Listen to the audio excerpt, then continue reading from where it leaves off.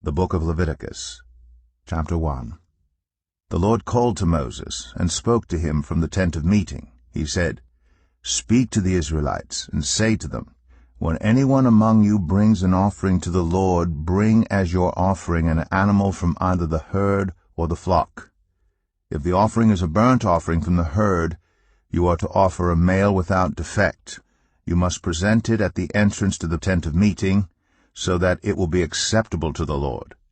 You are to lay your hand on the head of the burnt offering, and it will be accepted on your behalf to make atonement for you. You are to slaughter the young bull before the Lord, and then Aaron's sons, the priest, shall bring the blood and splash it against the sides of the altar at the entrance to the tent of meeting. You are to skin the burnt offering and cut it into pieces. The sons of Aaron, the priests, are to put fire on the altar and arrange wood on the fire. Then Aaron's sons, the priests, shall arrange the pieces, including the head and the fat, on the wood that is burning on the altar. You are to wash the internal organs and the legs with water, and the priest is to burn all of it on the altar. It is a burnt offering, a food offering, an aroma pleasing to the Lord. If the offering is a burnt offering from the flock, from either the sheep or the goats, you are to offer a male without defect. You are to slaughter it on the north side of the altar before the Lord, and Aaron's sons, the priests, shall splash its blood against the sides of the altar. You are to cut it into pieces, and the priest shall arrange them, including the head and the fat, on the wood that is burning on the altar. You are to wash the internal organs and the legs with water, and the priest is to bring all of them and burn them on the altar. It is a burnt offering, a food offering, an aroma pleasing to the Lord. If the offering to the Lord is a burnt offering of birds, you are to offer a dove or a young pigeon. The priest shall bring it to the altar, wring off the head, and burn it on the altar. Its blood shall be drained out on the side of the altar. He is to remove the crop and the feathers, and throw them down east of the altar where the ashes are. He shall tear it open by the wings, not dividing it completely, and then the priest shall burn it on the wood that is burning on the altar. It is a burnt offering, a food offering, an aroma pleasing to the Lord. Leviticus 2. When anyone brings a grain offering to the Lord, their offering is to be of the finest flour. They are to pour olive oil on it, put incense on it, and take it to Aaron's sons, the priests. The priest shall take a handful of the flour and oil, together with all the incense, and burn this as a memorial portion on the altar, a food offering, an aroma pleasing to the Lord. The rest of the grain offering belongs to Aaron and his sons. It is a most holy part of the food offerings presented to the Lord.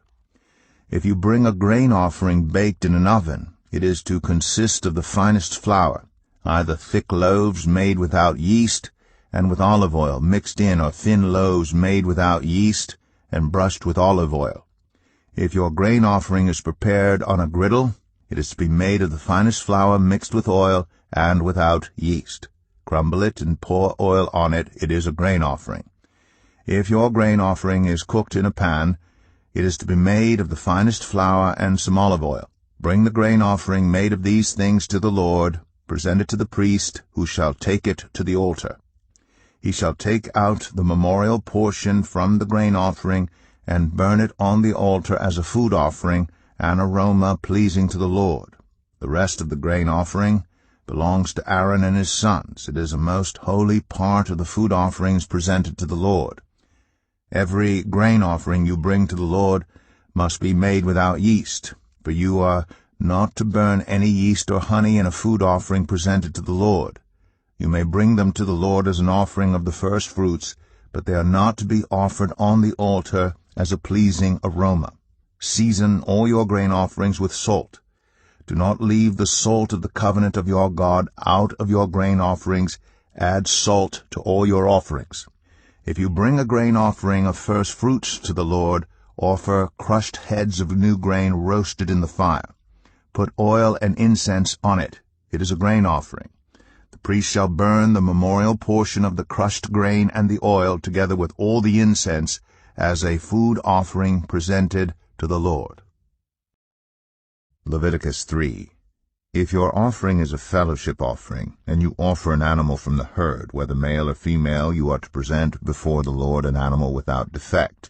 You are to lay your hand on the head of your offering and slaughter it, at the entrance to the tent of meeting. Then Aaron's sons, the priests, shall splash the blood against the sides of the altar. From the fellowship offering you are to bring a food offering to the Lord, the internal organs and all the fat that is connected to them, both kidneys with the fat on them near the loins, and the long lobe of the liver, which you will remove with the kidneys. Then Aaron's sons are to burn it on the altar on top of the burnt offering that is lying on the burning wood. It is a food offering, an aroma pleasing to the Lord. If you offer an animal from the flock as a fellowship offering to the Lord, you are to offer a male or female without defect. If you offer a lamb, you are to present it before the Lord. Lay your hand on its head and slaughter it in front of the tent of meeting. Then Aaron's sons shall splash its blood against the sides of the altar. From the fellowship offering you are to bring a food offering to the Lord, its fat, the entire fat tail cut off close to the backbone, the internal organs and all the fat that is connected to them, both kidneys with the fat on them near the loins, and the long lobe of the liver, which you will remove with the kidneys. The priests shall burn them on the altar as a food offering presented to the Lord. If your offering is a goat, you are to present it before the Lord. Lay your hand on its head and slaughter it in front of the tent of meeting. Then Aaron's sons shall splash its blood against the sides of the altar. From what you offer you are to present this food offering to the Lord, the internal organs and all the fat that is connected to them, both kidneys with the fat on them near the loins, and the long lobe of the liver, which you will remove with the kidneys. The priest shall burn them on the altar as a food offering, a pleasing aroma. All the fat is the Lord's. This is a lasting ordinance for the generations to come. Wherever you live, you must not eat any fat or any blood. Leviticus 4. The Lord said to Moses, Say to the Israelites, When anyone sins unintentionally and does what is forbidden in any of the Lord's commands, if the anointed priest sins, bringing guilt on the people, he must bring to the Lord a young bull without defect as a sin offering for the sin he has committed. He is to present the bull at the entrance to the tent of meeting before the Lord. He is to lay his hand on its head and slaughter it there before the Lord.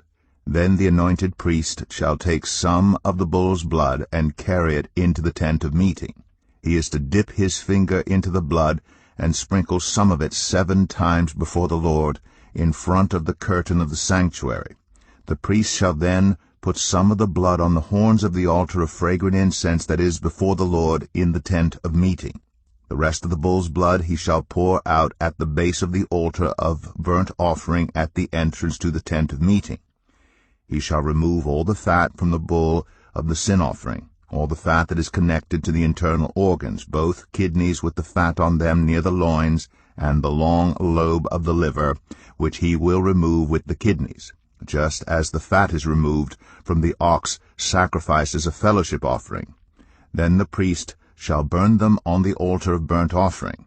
But the hide of the bull and all its flesh, as well as the head and legs, the internal organs, and the intestines, that is, all the rest of the bull, he must take outside the camp to a place ceremonially clean, where the ashes are thrown, and burn it there in a wood fire on the ash heap. If the whole Israelite community sins unintentionally and does what is forbidden in any of the Lord's commands, even though the community is unaware of the matter, when they realize their guilt, and the sin they committed becomes known, the assembly must bring a young bull as a sin offering and present it before the tent of meeting. The elders of the community are to lay their hands on the bull's head before the Lord, and the bull shall be slaughtered before the Lord. Then the anointed priest is to take some of the bull's blood into the tent of meeting. He shall dip his finger into the blood and sprinkle it before the Lord 7 times in front of the curtain. He is to put some of the blood on the horns of the altar that is before the Lord in the tent of meeting. The rest of the blood he shall pour out at the base of the altar of burnt offering at the entrance to the tent of meeting. He shall remove all the fat from it and burn it on the altar, and do with this bull just as he did with the bull for the sin offering. In this way the priest will make atonement for the community, and they will be forgiven. Then he shall take the bull outside the camp and burn it as he burned the first bull. This is the sin offering for the community. When a leader sins unintentionally and does what is forbidden in any of the commands of the Lord his God, when he realizes his guilt and the sin he has committed becomes known, he must bring as his offering a male goat without defect. He is to lay his hand on the goat's head and slaughter it at the place where the burnt offering is slaughtered before the Lord. It is a sin offering. Then the priest shall take some of the blood of the sin offering with his finger and put it on the horns of the altar of burnt offering, and pour out the rest of the blood at the base of the altar. He shall burn all the fat on the altar as he burned the fat of the fellowship offering. In this way the priest will make atonement for the leader's sin, and he will be forgiven. If any member of the community sins unintentionally and does what is forbidden in any of the Lord's commands, when they realize their guilt and the sin they have committed becomes known, they must bring as their offering for the sin they committed a female goat without defect. They are to lay their hand on the head of the sin offering and slaughter it at the place of the burnt offering. Then the priest is to take some of the blood with his finger and put it on the horns of the altar of burnt offering, and pour out the rest of the blood at the base of the altar. They shall remove all the fat, just as the fat is removed from the fellowship offering, and the priest shall burn it on the altar as an aroma pleasing to the Lord. In this way the priest will make atonement for them, and they will be forgiven. If someone brings a lamb as their sin offering, they are to bring a female without defect. They are to lay their hand on its head and slaughter it for a sin offering at the place where the burnt offering is slaughtered. Then the priest shall take some of the blood of the sin offering with his finger and put it on the horns of the altar of burnt offering, and pour out the rest of the blood at the base of the altar. They shall remove all the fat, just as the fat is removed from the lamb of the fellowship offering, and the priest shall burn it on the altar on top of the food offerings presented to the Lord. In this way the priest shall make atonement for them for the sin they have committed, and they will be forgiven. Leviticus 5. If anyone sins because they do not speak up when they hear a public charge to testify regarding something they have seen or learned about, they will be held responsible. If anyone becomes aware that they are guilty, if they unwittingly touch anything ceremonially unclean, whether the carcass of an unclean animal, wild or domestic, or of any unclean creature that moves along the ground, and they are unaware that they have become unclean, but then they come to realize their guilt, or if they touch human uncleanness, anything that would make them unclean, even though they are unaware of it, but then they learn of it and realize their guilt, or if anyone thoughtlessly takes an oath to do anything, whether good or evil, in any matter one might carelessly swear about, even though they are unaware of it, but then they learn of it and realize their guilt. When anyone becomes aware that they are guilty in any of these matters, they must confess in what way they have sinned. As a penalty for the sin they have committed, they must bring to the Lord a female lamb or goat from the flock as a sin offering, and the priest shall make atonement for them for their sin. Anyone who cannot afford a lamb is to bring 2 doves or 2 young pigeons to the Lord as a penalty for their sin, one for a sin offering and the other for a burnt offering. They are to bring them to the priest, who shall first offer the one for the sin offering. He is to wring its head from its neck, not dividing it completely, and is to splash some of the blood of the sin offering against the side of the altar. The rest of the blood must be drained out at the base of the altar. It is a sin offering. The priest shall then offer the other as a burnt offering in the prescribed way, and make atonement for them for the sin they have committed, and they will be forgiven. If, however, they cannot afford 2 doves or 2 young pigeons, they are to bring as an offering for their sin 1/10 of an ephah of the finest flour for a sin offering. They must not put olive oil or incense on it, because it is a sin offering. They are to bring it to the priest, who shall take a handful of it as a memorial portion, and burn it on the altar on top of the food offerings presented to the Lord. It is a sin offering. In this way the priest will make atonement for them for any of these sins they have committed, and they will be forgiven. The rest of the offering will belong to the priest, as in the case of the grain offering. The Lord said to Moses, "When anyone is unfaithful to the Lord by sinning unintentionally in regard to any of the Lord's holy things, they are to bring to the Lord as a penalty a ram from the flock, one without defect, and of the proper value in silver, according to the sanctuary shekel. It is a guilt offering. They must make restitution for what they have failed to do in regard to the holy things, pay an additional penalty of a fifth of its value, and give it all to the priest. The priest will make atonement for them with the ram as a guilt offering, and they will be forgiven. If anyone sins and does what is forbidden in any of the Lord's commands, even though they do not know it, they are guilty and will be held responsible. They are to bring to the priest as a guilt offering a ram from the flock, one without defect, and of the proper value. In this way the priest will make atonement for them for the wrong they have committed unintentionally, and they will be forgiven. It is a guilt offering.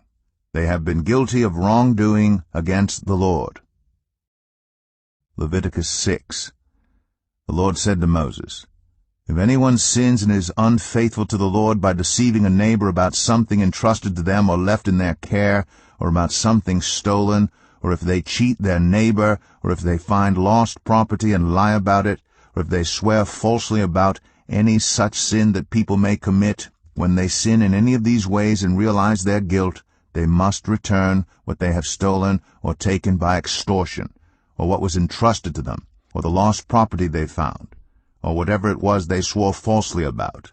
They must make restitution in full, and add a fifth of the value to it, and give it all to the owner on the day they present their guilt offering. And as a penalty, they must bring to the priest, that is, to the Lord, their guilt offering, a ram from the flock, one without defect, and of the proper value.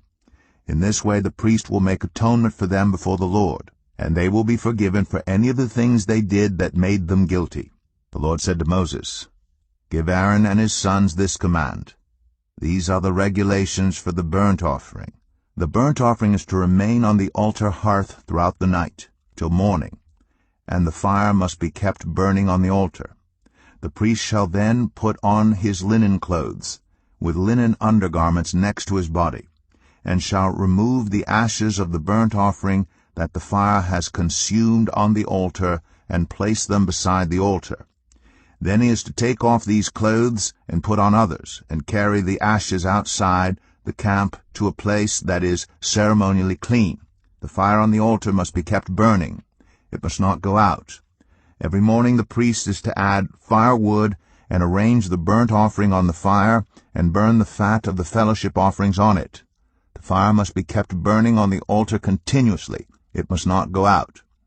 These are the regulations for the grain offering. Aaron's sons are to bring it before the Lord in front of the altar. The priest is to take a handful of the finest flour and some olive oil, together with all the incense on the grain offering, and burn the memorial portion on the altar as an aroma pleasing to the Lord. Aaron and his sons shall eat the rest of it, but it is to be eaten without yeast in the sanctuary area. They are to eat it in the courtyard of the tent of meeting. It must not be baked with yeast. I have given it as their share of the food offerings presented to me. Like the sin offering and the guilt offering, it is most holy. Any male descendant of Aaron may eat it. For all generations to come, it is his perpetual share of the food offerings presented to the Lord. Whatever touches them will become holy." The Lord also said to Moses, "This is the offering Aaron and his sons are to bring to the Lord on the day he is anointed: a tenth of an ephah of the finest flour as a regular grain offering, half of it in the morning and half in the evening. It must be prepared with oil on a griddle. Bring it well mixed, and present the grain offering broken in pieces as an aroma pleasing to the Lord. The son who is to succeed him as anointed priest shall prepare it. It is the Lord's perpetual share, and is to be burned completely. Every grain offering of a priest shall be burned completely. It must not be eaten." The Lord said to Moses, "Say to Aaron and his sons, These are the regulations for the sin offering. The sin offering is to be slaughtered before the Lord in the place the burnt offering is slaughtered. It is most holy. The priest who offers it shall eat it. It is to be eaten in the sanctuary area, in the courtyard of the tent of meeting. Whatever touches any of the flesh will become holy, and if any of the blood is spattered on a garment, you must wash it in the sanctuary area. The clay pot the meat is cooked in must be broken, but if it is cooked in a bronze pot, the pot is to be scoured and rinsed with water. Any male in a priest's family may eat it. It is most holy. But any sin offering whose blood is brought into the tent of meeting to make atonement in the holy place must not be eaten. It must be burned up. Leviticus 7. These are the regulations for the guilt offering, which is most holy. The guilt offering is to be slaughtered in the place where the burnt offering is slaughtered, and its blood is to be splashed against the sides of the altar. All its fat shall be offered, the fat tail and the fat that covers the internal organs, both kidneys with the fat on them near the loins, and the long lobe of the liver, which is to be removed with the kidneys. The priest shall burn them on the altar as a food offering presented to the Lord. It is a guilt offering. Any male in a priest's family may eat it, but it must be eaten in the sanctuary area. It is most holy. The same law applies to both the sin offering and the guilt offering. They belong to the priest who makes atonement with them. The priest who offers a burnt offering for anyone may keep its hide for himself. Every grain offering baked in an oven or cooked in a pan or on a griddle belongs to the priest who offers it, and every grain offering, whether mixed with olive oil or dry, belongs equally to all the sons of Aaron. These are the regulations for the fellowship offering anyone may present to the Lord. If they offer it as an expression of thankfulness, then along with this thank offering they are to offer thick loaves made without yeast and with olive oil mixed in, thin loaves made without yeast and brushed with oil, and thick loaves of the finest flour well kneaded and with oil mixed in. Along with their fellowship offering of thanksgiving, they are to present an offering with thick loaves of bread made with yeast. They are to bring one of each kind as an offering, a contribution to the Lord. It belongs to the priest who splashes the blood of the fellowship offering against the altar. The meat of their fellowship offering of thanksgiving must be eaten on the day it is offered. They must leave none of it till morning. If, however, their offering is the result of a vow, or is a free will offering, the sacrifice shall be eaten on the day they offer it, but anything left over may be eaten on the next day. Any meat of the sacrifice left over till the third day must be burned up. If any meat of the fellowship offering is eaten on the third day, the one who offered it will not be accepted. It will not be reckoned to their credit, for it has become impure. The person who eats any of it will be held responsible. Meat that touches anything ceremonially unclean must not be eaten. It must be burned up. As for other meat, anyone ceremonially clean may eat it. But if anyone who is unclean eats any meat of the fellowship offering belonging to the Lord, they must be cut off from their people. Anyone who touches something unclean, whether human uncleanness or an unclean animal or any unclean creature that moves along the ground, and then eats any of the meat of the fellowship offering belonging to the Lord, must be cut off from their people. The Lord said to Moses, "Say to the Israelites, do not eat any of the fat of cattle, sheep, or goats. The fat of an animal found dead or torn by wild animals may be used for any other purpose, but you must not eat it. Anyone who eats the fat of an animal from which a food offering may be presented to the Lord must be cut off from their people. And wherever you live, you must not eat the blood of any bird or animal. Anyone who eats blood must be cut off from their people." The Lord said to Moses, "Say to the Israelites, anyone who brings a fellowship offering to the Lord is to bring part of it as their sacrifice to the Lord. With their own hands they are to present the food offering to the Lord. They are to bring the fat, together with the breast, and wave the breast before the Lord as a wave offering. The priest shall burn the fat on the altar, but the breast belongs to Aaron and his sons. You are to give the right thigh of your fellowship offerings to the priest as a contribution. The son of Aaron who offers the blood and the fat of the fellowship offering shall have the right thigh as his share. From the fellowship offerings of the Israelites I have taken the breast that is waved and the thigh that is presented, and have given them to Aaron the priest and his sons as their perpetual share from the Israelites. This is the portion of the food offerings presented to the Lord that were allotted to Aaron and his sons on the day they were presented to serve the Lord as priests. On the day they were anointed, the Lord commanded that the Israelites give this to them as their perpetual share for the generations to come. These, then, are the regulations for the burnt offering, the grain offering, the sin offering, the guilt offering, the ordination offering, and the fellowship offering, which the Lord gave Moses at Mount Sinai in the desert of Sinai on the day he commanded the Israelites to bring their offerings to the Lord. Leviticus 8. The Lord said to Moses, Bring Aaron and his sons, their garments, the anointing oil, the bull for the sin offering, the 2 rams, and the basket containing bread made without yeast, and gather the entire assembly at the entrance to the tent of meeting. Moses did as the Lord commanded him, and the assembly gathered at the entrance to the tent of meeting. Moses said to the assembly, This is what the Lord has commanded to be done. Then Moses brought Aaron and his sons forward and washed them with water. He put the tunic on Aaron, tied the sash around him, clothed him with the robe, and put the ephod on him. He also fastened the ephod with the decorative waistband, which he tied around him. He placed the breastpiece on him and put the Urim and the Thummim in the breastpiece. Then he placed the turban on Aaron's head and set the gold plate, the sacred emblem, on the front of it, as the Lord commanded Moses. Then Moses took the anointing oil and anointed the tabernacle and everything in it, and so consecrated them. He sprinkled some of the oil on the altar 7 times, anointing the altar and all its utensils and the basin with its stand to consecrate them. He poured some of the anointing oil on Aaron's head and anointed him to consecrate him. Then he brought Aaron's sons forward, put tunics on them, tied sashes around them, and fastened caps on them as the Lord commanded Moses. He then presented the bull for the sin offering, and Aaron and his sons laid their hands on its head. Moses slaughtered the bull and took some of the blood, and with his finger he put it on all the horns of the altar to purify the altar. He poured out the rest of the blood at the base of the altar. So he consecrated it to make atonement for it. Moses also took all the fat around the internal organs, the long lobe of the liver, and both kidneys and their fat, and burned it on the altar. But the bull, with its hide, and its flesh, and its intestines, he burned up outside the camp, as the Lord commanded Moses. He then presented the ram for the burnt offering, and Aaron and his sons laid their hands on its head.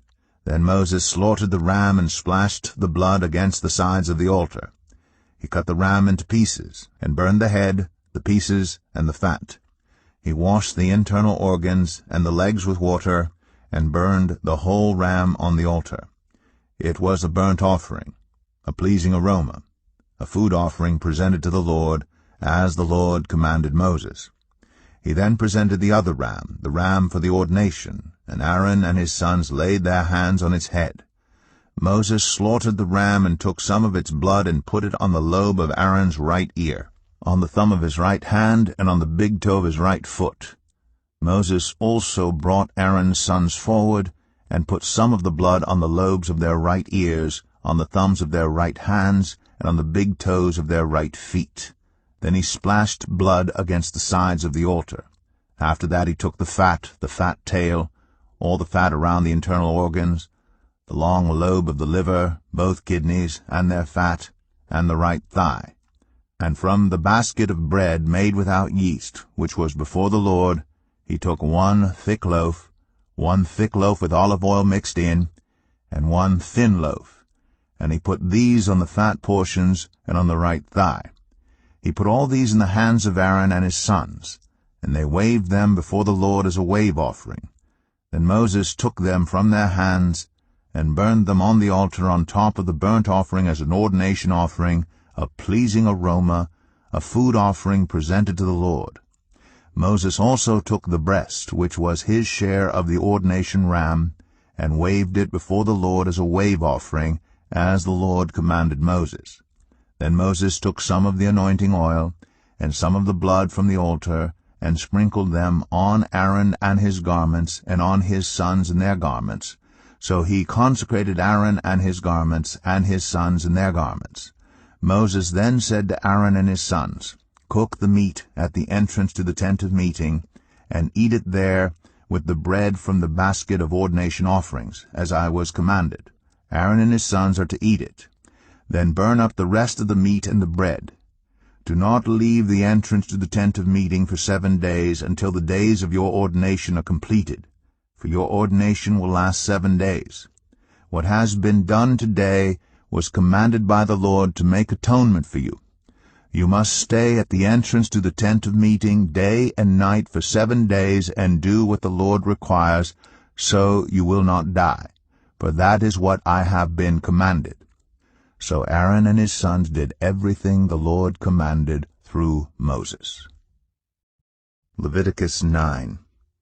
On the 8th day Moses summoned Aaron and his sons and the elders of Israel. He said to Aaron, "Take a bull calf for your sin offering, and a ram for your burnt offering, both without defect, and present them before the Lord.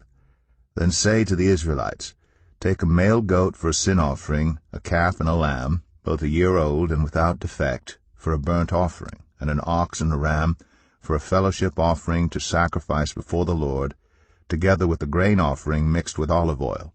For today the Lord will appear to you." They took the things Moses commanded to the front of the tent of meeting, and the entire assembly came near and stood before the Lord. Then Moses said, "This is what the Lord has commanded you to do, so that the glory of the Lord may appear to you." Moses said to Aaron, "Come to the altar, and sacrifice your sin offering and your burnt offering, and make atonement for yourself and the people. Sacrifice the offering that is for the people, and make atonement for them, as the Lord has commanded." So Aaron came to the altar and slaughtered the calf as a sin offering for himself. His sons brought the blood to him, and he dipped his finger into the blood and put it on the horns of the altar. The rest of the blood he poured out at the base of the altar. On the altar he burned the fat, the kidneys, and the long lobe of the liver from the sin offering, as the Lord commanded Moses. The flesh and the hide he burned up outside the camp. Then he slaughtered the burnt offering. His sons handed him the blood, and he splashed it against the sides of the altar. They handed him the burnt offering piece by piece, including the head, and he burned them on the altar. He washed the internal organs and the legs, and burned them on top of the burnt offering on the altar. Aaron then brought the offering that was for the people. He took the goat for the people's sin offering, and slaughtered it, and offered it for a sin offering as he did with the first one. He brought the burnt offering and offered it in the prescribed way. He also brought the grain offering, took a handful of it, and burned it on the altar in addition to the morning's burnt offering. He slaughtered the ox and the ram as the fellowship offering for the people. His sons handed him the blood, and he splashed it against the sides of the altar. But the fat portions of the ox and the ram, the fat tail, the layer of fat, the kidneys, and the long lobe of the liver, these they laid on the breasts, and then Aaron burned the fat on the altar. Aaron waved the breasts and the right thigh before the Lord as a wave offering, as Moses commanded. Then Aaron lifted his hands toward the people and blessed them. And having sacrificed the sin offering, the burnt offering, and the fellowship offering, he stepped down. Moses and Aaron then went into the tent of meeting. When they came out, they blessed the people. And the glory of the Lord appeared to all the people. Fire came out from the presence of the Lord, and consumed the burnt offering and the fat portions on the altar. And when all the people saw it, they shouted for joy and fell face down. Leviticus 10. Aaron's sons, Nadab and Abihu, took their censers, put fire in them, and added incense, and they offered unauthorized fire before the Lord, contrary to his command. So fire came out from the presence of the Lord and consumed them, and they died before the Lord. Moses then said to Aaron, "This is what the Lord spoke of when he said, Among those who approach me I will be proved holy. In the sight of all the people I will be honored." Aaron remained silent. Moses summoned Mishael and Elzaphan, sons of Aaron's uncle Uzziel, and said to them, "Come here. Carry your cousins outside the camp, away from the front of the sanctuary." So they came and carried them, still in their tunics, outside the camp, as Moses ordered. Then Moses said to Aaron and his sons Eleazar and Ithamar, "Do not let your hair become unkempt, and do not tear your clothes, or you will die, and the Lord will be angry with the whole community. But your relatives, all the Israelites, may mourn for those the Lord has destroyed by fire. Do not leave the entrance to the tent of meeting, or you will die, because the Lord's anointing oil is on you." So they did as Moses said. And then the Lord said to Aaron, "You and your sons are not to drink wine or other fermented drink whenever you go into the tent of meeting, or you will die. This is a lasting ordinance for the generations to come, so that you can distinguish between the holy and the common, between the unclean and the clean, and so you can teach the Israelites all the decrees the Lord has given them through Moses." Moses said to Aaron and his remaining sons Eleazar and Ithamar, "Take the grain offering left over from the food offerings, prepared without yeast, and presented to the Lord, and eat it beside the altar, for it is most holy. Eat it in the sanctuary area, because it is your share and your son's share of the food offerings presented to the Lord, for so I have been commanded. But you and your sons and your daughters may eat the breast that was waved and the thigh that was presented. Eat them in a ceremonially clean place. They have been given to you, and your children as your share of the Israelites' fellowship offerings. The thigh that was presented and the breast that was waved must be brought with the fat portions of the food offerings, to be waved before the Lord as a wave offering. This will be the perpetual share for you and your children, as the Lord has commanded." When Moses inquired about the goat of the sin offering, and found that it had been burned up, he was angry with Eleazar and Ithamar, Aaron's remaining sons, and asked, "Why didn't you eat the sin offering in the sanctuary area? It is most holy. It was given to you to take away the guilt of the community by making atonement for them before the Lord. Since its blood was not taken into the holy place, you should have eaten the goat in the sanctuary area as I commanded." Aaron replied to Moses, "Today they sacrifice their sin offering and their burnt offering before the Lord, but such things as this have happened to me. Would the Lord have been pleased if I had eaten the sin offering today?" When Moses heard this, he was satisfied. Leviticus 11. The Lord said to Moses and Aaron, "Say to the Israelites, of all the animals that live on land, these are the ones you may eat. You may eat any animal that has a divided hoof and that chews the cud. There are some that only chew the cud or only have a divided hoof, but you must not eat them. The camel, though it chews the cud, does not have a divided hoof. It is ceremonially unclean for you. The hyrax, though it chews the cud, does not have a divided hoof. It is unclean for you. The rabbit, though it chews the cud, does not have a divided hoof. It is unclean for you. And the pig, though it has a divided hoof, does not chew the cud. It is unclean for you. You must not eat their meat or touch their carcasses. They are unclean for you. Of all the creatures living in the water of the seas and the streams, you may eat any that have fins and scales. But all creatures in the seas or streams that do not have fins and scales, whether among all the swarming things or among all the other living creatures in the water, you are to regard as unclean. And since you are to regard them as unclean, you must not eat their meat. You must regard their carcasses as unclean. Anything living in the water that does not have fins and scales is to be regarded as unclean by you. These are the birds you are to regard as unclean and not eat because they are unclean: the eagle, the vulture, the black vulture, the red kite, any kind of black kite, any kind of raven, the horned owl, the screech owl, the gull, any kind of hawk, the little owl, the cormorant, the great owl, the white owl, the desert owl, the osprey, the stork, any kind of heron, the hoopoe, and the bat. All flying insects that walk on all fours are to be regarded as unclean by you. There are, however, some flying insects that walk on all fours that you may eat, those that have jointed legs for hopping on the ground. Of these you may eat any kind of locust, katyd, cricket, or grasshopper. But all other flying insects that have 4 legs you are to regard as unclean. You will make yourselves unclean by these. Whoever touches their carcasses will be unclean till evening. Whoever picks up one of their carcasses must wash their clothes, and they will be unclean till evening. Every animal that does not have a divided hoof, or that does not chew the cud, is unclean for you. Whoever touches the carcass of any of them will be unclean.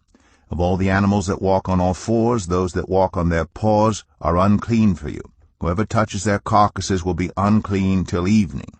Anyone who picks up their carcasses must wash their clothes, and they will be unclean till evening.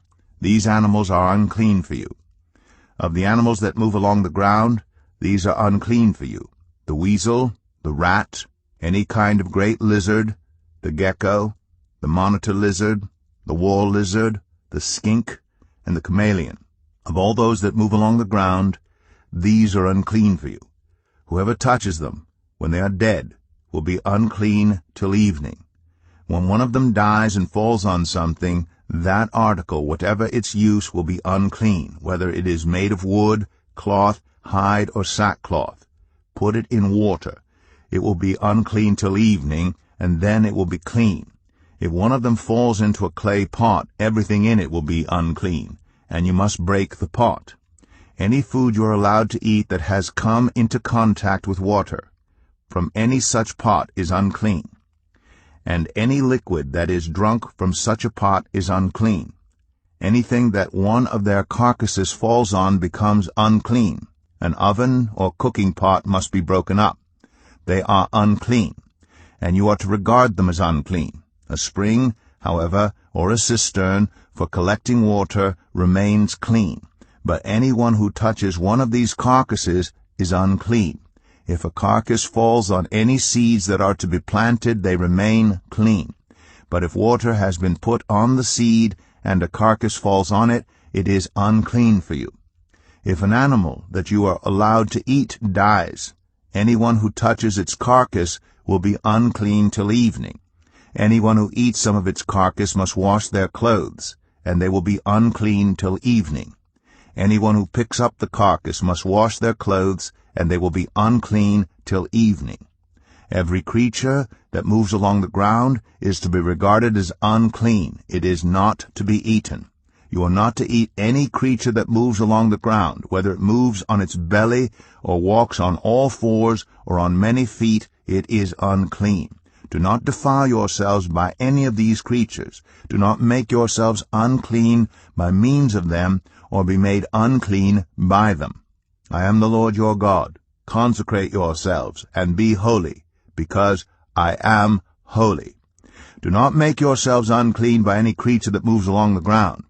I am the Lord, who brought you up out of Egypt to be your God. Therefore be holy, because I am holy. These are the regulations concerning animals, birds, every living thing that moves about in the water, and every creature that moves along the ground. You must distinguish between the unclean and the clean, between living creatures that may be eaten and those that may not be eaten. Leviticus 12. The Lord said to Moses, "Say to the Israelites, a woman who becomes pregnant and gives birth to a son will be ceremonially unclean for 7 days, just as she is unclean during her monthly period. On the 8th day the boy is to be circumcised. Then the woman must wait 33 days to be purified from her bleeding. She must not touch anything sacred or go to the sanctuary until the days of her purification are over. If she gives birth to a daughter for 2 weeks, the woman will be unclean as during her period. Then she must wait 66 days to be purified from her bleeding. When the days of her purification for a son or daughter are over, she is to bring to the priest at the entrance to the tent of meeting a year-old lamb for a burnt offering, and a young pigeon or a dove for a sin offering. He shall offer them before the Lord to make atonement for her, and then she will be ceremonially clean from her flow of blood. These are the regulations for the woman who gives birth to a boy or a girl. If she cannot afford a lamb, she is to bring 2 doves or 2 young pigeons, one for a burnt offering and the other for a sin offering. In this way, the priest will make atonement for her, and she will be clean. Leviticus 13. The Lord said to Moses and Aaron, "When anyone has a swelling or a rash or a shiny spot on their skin that may be a defiling skin disease, they must be brought to Aaron the priest or to one of his sons who is a priest. The priest is to examine the sore on the skin, and if the hair on the sore has turned white, and the sore appears to be more than skin deep, it is a defiling skin disease. When the priest examines that person, he shall pronounce them ceremonially unclean. If the shiny spot on the skin is white, but does not appear to be more than skin deep, and the hair in it has not turned white, the priest is to isolate the affected person for 7 days. On the 7th day the priest is to examine them, and if he sees that the sore is unchanged and has not spread in the skin, he is to isolate them for another 7 days. On the 7th day the priest is to examine them again, and if the sore has faded and has not spread in the skin, the priest shall pronounce them clean. It is only a rash. They must wash their clothes, and they will be clean. But if the rash does spread in their skin after they have shown themselves to the priest to be pronounced clean, they must appear before the priest again. The priest is to examine that person, and if the rash has spread in the skin, he shall pronounce them unclean. It is a defiling skin disease. When anyone has a defiling skin disease, they must be brought to the priest. The priest is to examine them, and if there is a white swelling in the skin that has turned the hair white, and if there is raw flesh in the swelling, it is a chronic skin disease, and the priest shall pronounce them unclean. He is not to isolate them because they are already unclean. If the disease breaks out all over their skin, and, so far as the priest can see, it covers all the skin of the affected person from head to foot, the priest is to examine them, and if the disease has covered their whole body, he shall pronounce them clean. Since it has all turned white, they are clean. But whenever raw flesh appears on them, they will be unclean. When the priest sees the raw flesh, he shall pronounce them unclean. The raw flesh is unclean. They have a defiling disease. If the raw flesh changes and turns white, they must go to the priest. The priest is to examine them, and if the sores have turned white, the priest shall pronounce the affected person clean. Then they will be clean. When someone has a boil on their skin and it heals, and in the place where the boil was a white swelling or reddish-white spot appears, they must present themselves to the priest. The priest is to examine it, and if it appears to be more than skin deep, and the hair in it has turned white, the priest shall pronounce that person unclean. It is a defiling skin disease that has broken out where the boil was. But if when the priest examines it, there is no white hair in it, and it is not more than skin deep, and has faded, then the priest is to isolate them for 7 days. If it is spreading in the skin, the priest shall pronounce them unclean. It is a defiling disease. But if the spot is unchanged and has not spread, it is only a scar from the boil, and the priest shall pronounce them clean. When someone has a burn on their skin, and a reddish-white or white spot appears in the raw flesh of the burn, the priest is to examine the spot, and if the hair in it has turned white, and it appears to be more than skin deep, it is a defiling disease that has broken out in the burn. The priest shall pronounce them unclean. It is a defiling skin disease. But if the priest examines it, and there is no white hair in the spot, and if it is not more than skin deep and has faded, then the priest is to isolate them for 7 days.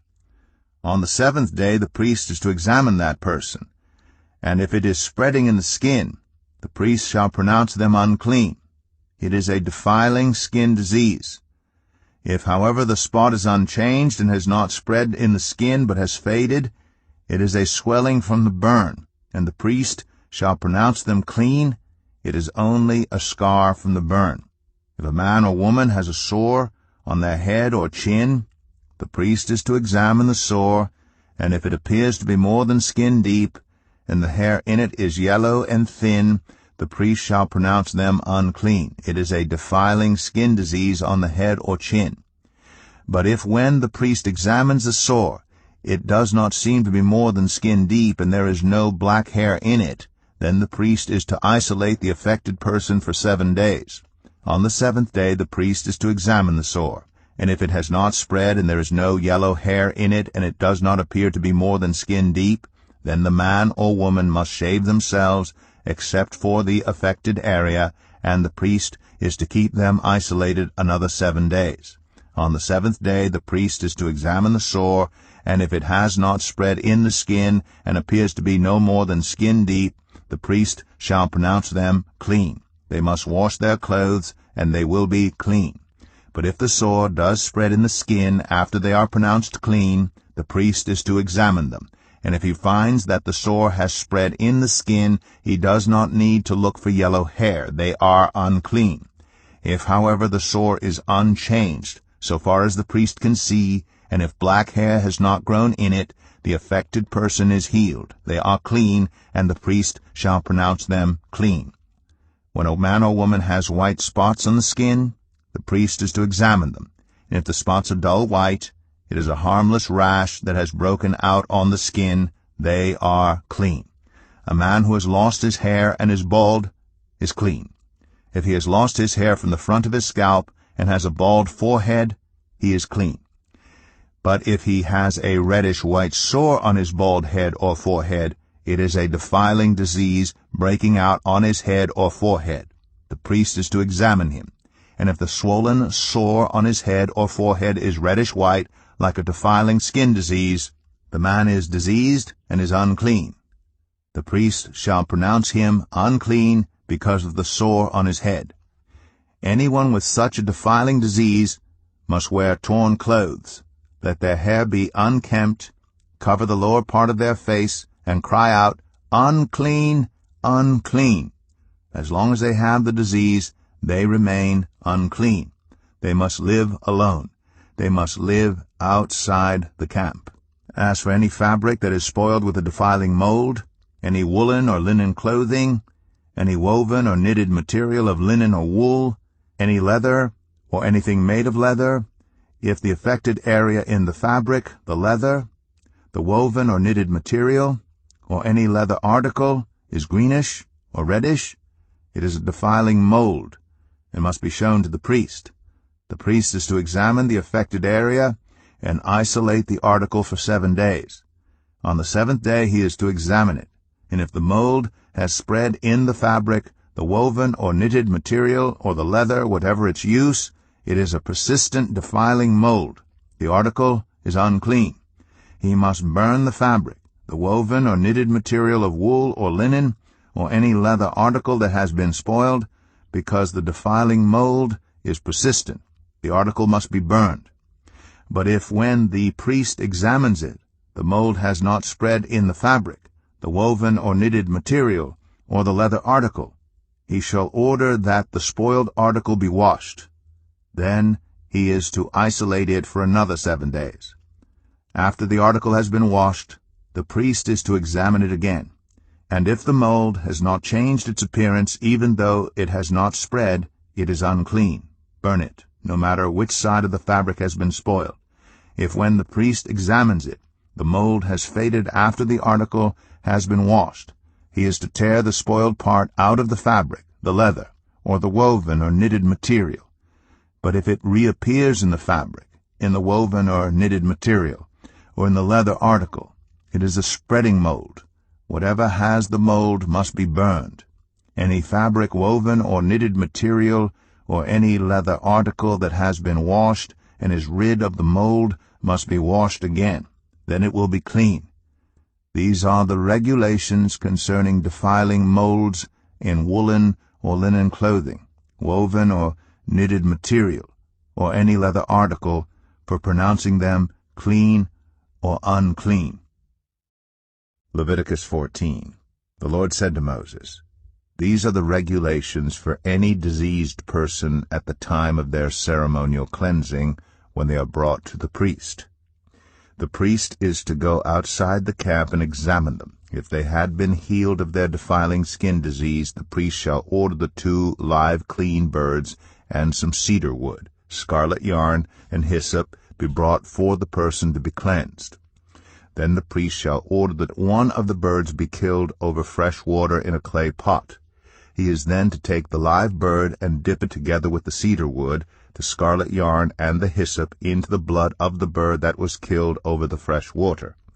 7 times he shall sprinkle the one to be cleansed of the defiling disease, and then pronounce them clean. After that he is to release the live bird in the open fields.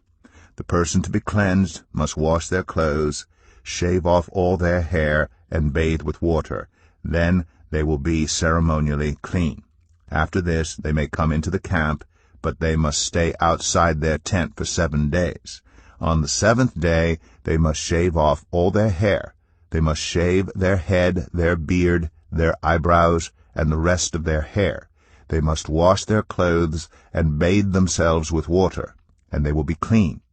On the 8th day they must bring 2 male lambs and 1 ewe lamb, a year old, each without defect, along with 3/10 of an ephah of the finest flour mixed with olive oil for a grain offering, and 1 log of oil. The priest who pronounces them clean shall present both the one to be cleansed and their offerings before the Lord at the entrance to the tent of meeting. Then the priest is to take 1 of the male lambs and offer it as a guilt offering, along with the log of oil. He shall wave them before the Lord as a wave offering. He is to slaughter the lamb in the sanctuary area where the sin offering and the burnt offering are slaughtered. Like the sin offering, the guilt offering belongs to the priest. It is most holy. The priest is to take some of the blood of the guilt offering and put it on the lobe of the right ear of the one to be cleansed, on the thumb of their right hand, and on the big toe of their right foot. The priest shall then take some of the log of oil, pour it on the palm of his own left hand, dip his right forefinger into the oil in his palm, and with his finger sprinkle some of it before the Lord 7 times. The priest is to put some of the oil remaining in his palm on the lobe of the right ear of the one to be cleansed, on the thumb of their right hand, and on the big toe of their right foot, on top of the blood of the guilt offering. The rest of the oil in his palm the priest shall put on the head of the one to be cleansed, and make atonement for them before the Lord. Then the priest is to sacrifice the sin offering and make atonement for the one to be cleansed from their uncleanness. After that, the priest shall slaughter the burnt offering and offer it on the altar together with the grain offering, and make atonement for them, and they will be clean. If, however, they are poor and cannot afford these, they must take 1 male lamb as a guilt offering to be waved to make atonement for them, together with 1/10 of an ephah of the finest flour mixed with olive oil for a grain offering, a log of oil, and 2 doves or 2 young pigeons, such as they can afford, one for a sin offering and the other for a burnt offering. On the 8th day they must bring them for their cleansing to the priest at the entrance to the tent of meeting before the Lord. The priest is to take the lamb for the guilt offering, together with the log of oil, and wave them before the Lord as a wave offering. He shall slaughter the lamb for the guilt offering, and take some of its blood, and put it on the lobe of the right ear of the one to be cleansed, on the thumb of their right hand, and on the big toe of their right foot. The priest is to pour some of the oil into the palm of his own left hand, and with his right forefinger sprinkle some of the oil from his palm 7 times before the Lord. Some of the oil in his palm he is to put on the same places he put the blood of the guilt offering, on the lobe of the right ear of the one to be cleansed, on the thumb of their right hand, and on the big toe of their right foot. The rest of the oil in his palm the priest shall put on the head of the one to be cleansed, to make atonement for them before the Lord. Then he shall sacrifice the doves or the young pigeons, such as the person can afford, one as a sin offering and the other as a burnt offering, together with the grain offering. In this way the priest will make atonement before the Lord on behalf of the one to be cleansed. These are the regulations for anyone who has a defiling skin disease, and who cannot afford the regular offerings for their cleansing. The Lord said to Moses and Aaron, "When you enter the land of Canaan, which I am giving you as your possession, and I put a spreading mold in a house in that land, the owner of the house must go and tell the priest, 'I have seen something that looks like a defiling mold in my house.' The priest is to order the house to be emptied before he goes in to examine the mold, so that nothing in the house will be pronounced unclean. After this, the priest is to go in and inspect the house. He is to examine the mold on the walls, and if it has greenish or reddish depressions that appear to be deeper than the surface of the wall, the priest shall go out of the doorway of the house and close it up for 7 days. On the 7th day the priest shall return to inspect the house. If the mold has spread on the walls, he is to order that the contaminated stones be torn out and thrown into an unclean place outside the town. He must have all the inside walls of the house scraped, and the material that is scraped off dumped into an unclean place outside the town. Then they are to take other stones to replace these, and take new clay and plaster the house. If the defiling mold reappears in the house after the stones have been torn out, and the house scraped and plastered, the priest is to go and examine it. And if the mold has spread in the house, it is a persistent, defiling mold. The house is unclean. It must be torn down, its stones, timbers, and all the plaster, and taken out of the town to an unclean place. Anyone who goes into the house while it is closed up will be unclean till evening. Anyone who sleeps or eats in the house must wash their clothes.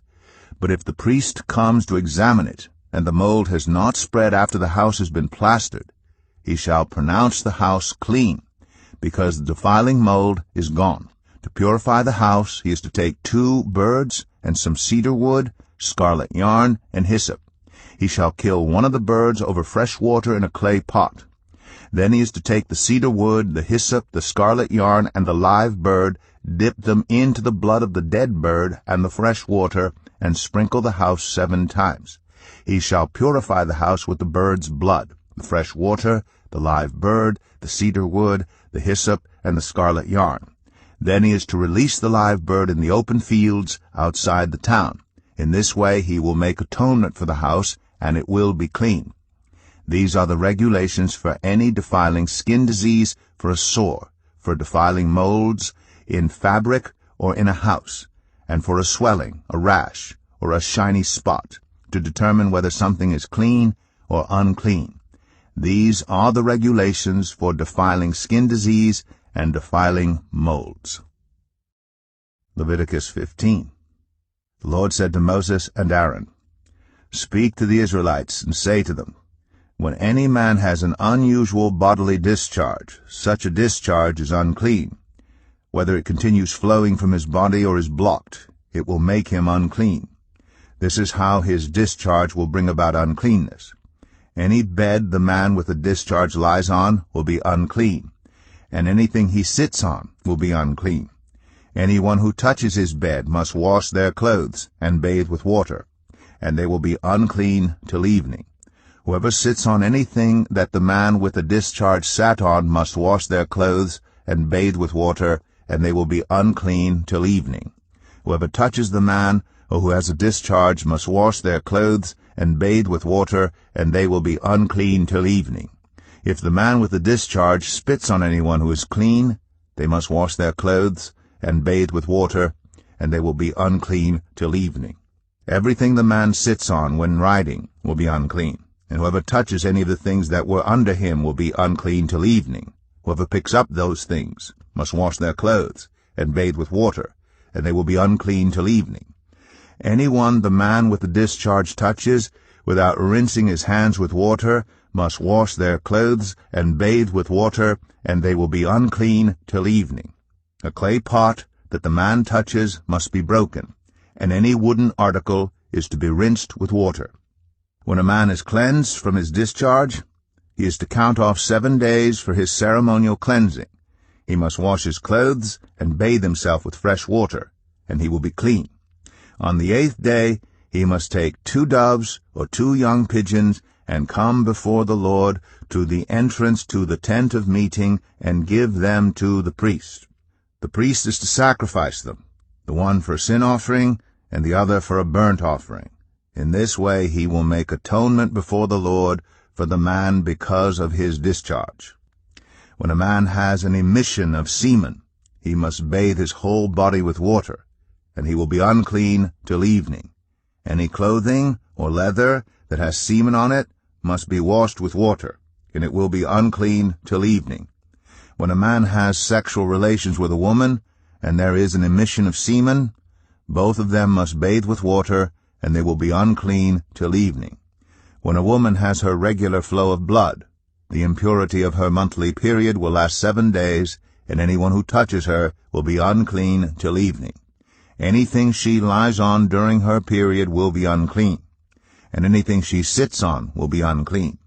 Anyone who touches her bed will be unclean. They must wash their clothes and bathe with water, and they will be unclean till evening. Anyone who touches anything she sits on will be unclean. They must wash their clothes and bathe with water, and they will be unclean till evening. Whether it is the bed or anything she was sitting on, when anyone touches it, they will be unclean till evening. If a man has sexual relations with her, and her monthly flow touches him, he will be unclean for 7 days. Any bed he lies on will be unclean. When a woman has a discharge of blood for many days at a time other than her monthly period, or has a discharge that continues beyond her period, she will be unclean as long as she has the discharge, just as in the days of her period. Any bed she lies on while her discharge continues will be unclean, as is her bed during her monthly period. And anything she sits on will be unclean as during her period. Anyone who touches them will be unclean. They must wash their clothes and bathe with water, and they will be unclean till evening. When she is cleansed from her discharge, she must count off 7 days, and after that she will be ceremonially clean. On the 8th day she must take 2 doves or 2 young pigeons and bring them to the priest at the entrance to the tent of meeting. The priest is to sacrifice one for a sin offering and the other for a burnt offering. In this way he will make atonement for her before the Lord for the uncleanness of her discharge. You must keep the Israelites separate from the things that make them unclean, so they will not die in their uncleanness for defiling my dwelling place which is among them. These are the regulations for a man with a discharge, for anyone made unclean by an emission of semen, for a woman in her monthly period, for a man or a woman with a discharge, and for a man who has sexual relations with a woman who is ceremonially unclean. Leviticus 16. The Lord spoke to Moses after the death of the 2 sons of Aaron who died when they approached the Lord. The Lord said to Moses, "Tell your brother Aaron that he is not to come whenever he chooses into the most holy place behind the curtain in front of the atonement cover on the ark, or else he will die. For I will appear in the cloud over the atonement cover." This is how Aaron is to enter the most holy place. He must first bring a young bull for a sin offering and a ram for a burnt offering. He is to put on the sacred linen tunic, with linen undergarments next to his body. He is to tie the linen sash around him and put on the linen turban.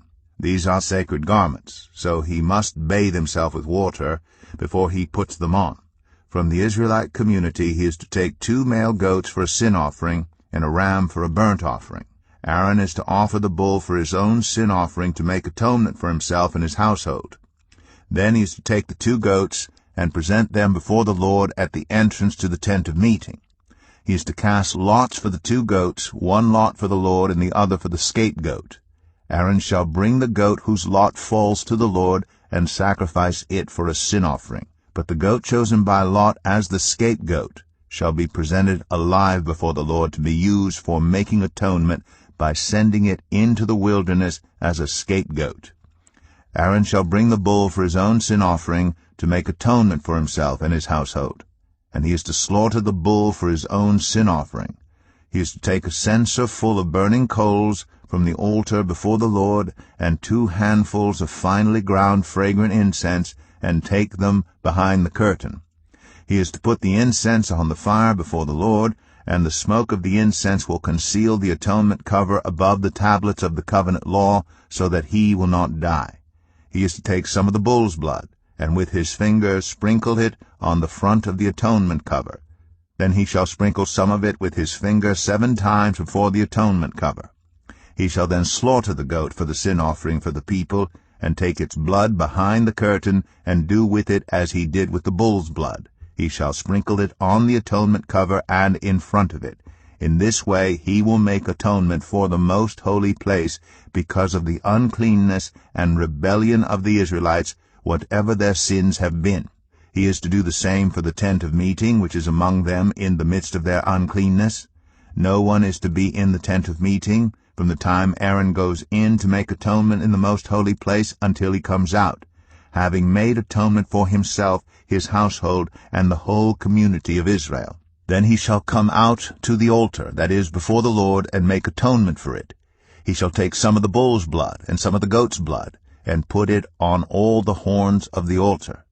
He shall sprinkle some of the blood on it with his finger 7 times to cleanse it and to consecrate it from the uncleanness of the Israelites. When Aaron has finished making atonement for the most holy place, the tent of meeting, and the altar, he shall bring forward the live goat. He is to lay both hands on the head of the live goat and confess over it all the wickedness and rebellion of the Israelites, all their sins, and put them on the goat's head. He shall send the goat away into the wilderness in the care of someone appointed for the task. The goat will carry on itself all their sins to a remote place, and the man shall release it in the wilderness. Then Aaron is to go into the tent of meeting, and take off the linen garments he put on before he entered the most holy place, and he is to leave them there. He shall bathe himself with water in the sanctuary area, and put on his regular garments. Then he shall come out and sacrifice the burnt offering for himself, and the burnt offering for the people, to make atonement for himself and for the people. He shall also burn the fat of the sin offering on the altar. The man who releases the goat as a scapegoat must wash his clothes and bathe himself with water. Afterward he may come into the camp. The bull and the goat for the sin offerings, whose blood was brought into the most holy place to make atonement, must be taken outside the camp. Their hides, flesh, and intestines are to be burned up. The man who burns them must wash his clothes and bathe himself with water. Afterward he may come into the camp. This is to be a lasting ordinance for you.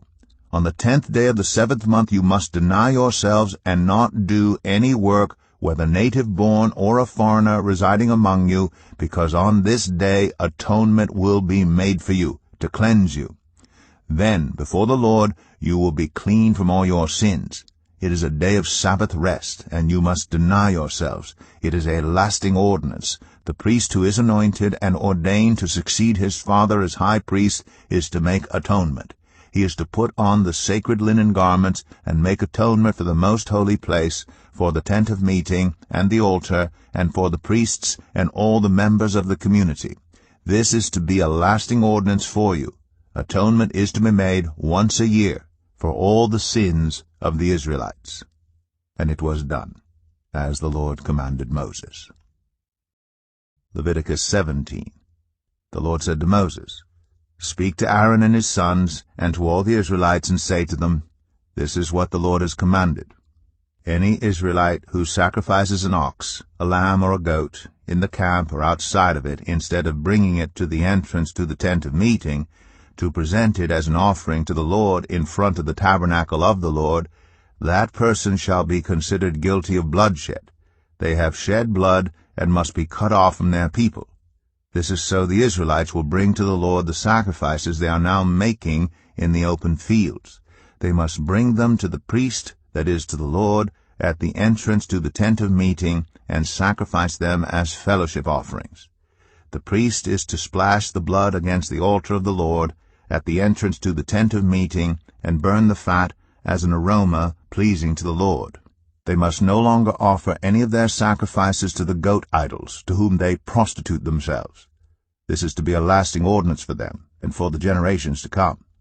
Say to them, Any Israelite or any foreigner residing among them who offers a burnt offering or sacrifice and does not bring it to the entrance to the tent of meeting to sacrifice it to the Lord must be cut off from the people of Israel. I will set my face against any Israelite or any foreigner residing among them who eats blood, and I will cut them off from the people. For the life of a creature is in the blood, and I have given it to you to make atonement for yourselves on the altar. It is the blood that makes atonement for one's life. Therefore I say to the Israelites, none of you may eat blood, nor may any foreigner residing among you eat blood. Any Israelite or any foreigner residing among you who hunts any animal or bird that may be eaten must drain out the blood and cover it with earth, because the life of every creature is its blood. That is why I have said to the Israelites, you must not eat the blood of any creature, because the life of every creature is its blood. Anyone who eats it must be cut off. Anyone, whether native-born or foreigner, who eats anything found dead or torn by wild animals must wash their clothes and bathe with water, and they will be ceremonially unclean till evening. Then they will be clean. But if they do not wash their clothes and bathe themselves, they will be held responsible. Leviticus 18. The Lord said to Moses, Speak to the Israelites and say to them, I am the Lord your God. You must not do as they do in Egypt, where you used to live, and you must not do as they do in the land of Canaan, where I am bringing you. Do not follow their practices. You must obey my laws and be careful to follow my decrees. I am the Lord your God. Keep my decrees and laws, for the person who obeys them will live by them. I am the Lord. No one is to approach any close relative to have sexual relations. I am the Lord. Do not dishonor your father by having sexual relations with your mother. She is your mother. Do not have relations with her. Do not have sexual relations with your father's wife. That would dishonor your father. Do not have sexual relations with your sister, either your father's daughter or your mother's daughter, whether she was born in the same home or elsewhere. Do not have sexual relations with your son's daughter or your daughter's daughter. That would dishonor you. Do not have sexual relations with the daughter of your father's wife, born to your father. She is your sister. Do not have sexual relations with your father's sister. She is your father's close relative. Do not have sexual relations with your mother's sister, because she is your mother's close relative. Do not dishonor your father's brother by approaching his wife to have sexual relations. She is your aunt. Do not have sexual relations with your daughter-in-law. She is your son's wife. Do not have relations with her. Do not have sexual relations with your brother's wife. That would dishonor your brother. Do not have sexual relations with both a woman and her daughter. Do not have sexual relations with either her son's daughter or her daughter's daughter. They are close relatives. That is wickedness. Do not take your wife's sister as a rival wife and have sexual relations with her while your wife is living. Do not approach a woman to have sexual relations during the uncleanness of her monthly period. Do not have sexual relations with your neighbor's wife and defile yourself with her. Do not give any of your children to be sacrificed to Moloch, for you must not profane the name of your God. I am the Lord. Do not have sexual relations with a man as one does with a woman. That is detestable. Do not have sexual relations with an animal and defile yourself with it. A woman must not present herself to an animal to have sexual relations with it. That is a perversion. Do not defile yourselves in any of these ways, because this is how the nations that I am going to drive out before you became defiled. Even the land was defiled, so I punished it for its sin, and the land vomited out its inhabitants. But you must keep my decrees and my laws. The native-born and the foreigners residing among you must not do any of these detestable things, for all these things were done by the people who lived in the land before you, and the land became defiled. And if you defile the land, it will vomit you out as it vomited out the nations that were before you. Everyone who does any of these detestable things, such persons must be cut off from their people. Keep my requirements, and do not follow any of the detestable customs that were practiced before you came, and do not defile yourselves with them. I am the Lord your God. Leviticus 19. The Lord said to Moses, Speak to the entire assembly of Israel, and say to them, Be holy, because I, the Lord your God, am holy. Each of you must respect your mother and father, and you must observe my Sabbaths. I am the Lord your God. Do not turn to idols, or make metal gods for yourselves. I am the Lord your God. When you sacrifice a fellowship offering to the Lord, sacrifice it in such a way that it will be accepted on your behalf. It shall be eaten on the day you sacrifice it, or on the next day. Anything left over until the third day must be burned up. If any of it is eaten on the third day, it is impure, and will not be accepted. Whoever eats it will be held responsible because they have desecrated what is holy to the Lord. They must be cut off from their people. When you reap the harvest of your land, do not reap to the very edges of your field, or gather the gleanings of your harvest. Do not go over your vineyard a second time, or pick up the grapes that have fallen. Leave them for the poor and the foreigner. I am the Lord your God. Do not steal. Do not lie. Do not deceive one another. Do not swear falsely by my name, and so profane the name of your God. I am the Lord. Do not defraud or rob your neighbor. Do not hold back the wages of a hired worker overnight. Do not curse the deaf or put a stumbling block in front of the blind, but fear your God. I am the Lord. Do not pervert justice. Do not show partiality to the poor or favoritism to the great, but judge your neighbor fairly. Do not go about spreading slander among your people. Do not do anything that endangers your neighbor's life. I am the Lord. Do not hate a fellow Israelite in your heart. Rebuke your neighbor frankly, so you will not share in their guilt. Do not seek revenge or bear a grudge against anyone among your people, but love your neighbor as yourself. I am the Lord. Keep my decrees. Do not mate different kinds of animals. Do not plant your field with two kinds of seed. Do not wear clothing woven of two kinds of material. If a man sleeps with a female slave who is promised to another man, but who has not been ransomed or given her freedom, there must be due punishment. Yet they are not to be put to death because she has not been freed. The man, however, must bring a ram to the entrance to the tent of meeting for a guilt offering to the Lord. With the ram of the guilt offering the priest is to make atonement for him before the Lord for the sin he has committed, and his sin will be forgiven. When you enter the land and plant any kind of fruit tree, regard its fruit as forbidden. For 3 years you are to consider it forbidden. It must not be eaten. In the 4th year all its fruit will be holy, an offering of praise to the Lord. But in the 5th year you may eat its fruit. In this way your harvest will be increased. I am the Lord your God. Do not eat any meat with the blood still in it. Do not practice divination or seek omens. Do not cut the hair at the sides of your head or clip off the edges of your beard. Do not cut your bodies for the dead or put tattoo marks on yourselves. I am the Lord. Do not degrade your daughter by making her a prostitute, or the land will turn to prostitution and be filled with wickedness. Observe my Sabbaths and have reverence for my sanctuary. I am the Lord. Do not turn to mediums or seek out spiritists, for you will be defiled by them. I am the Lord your God.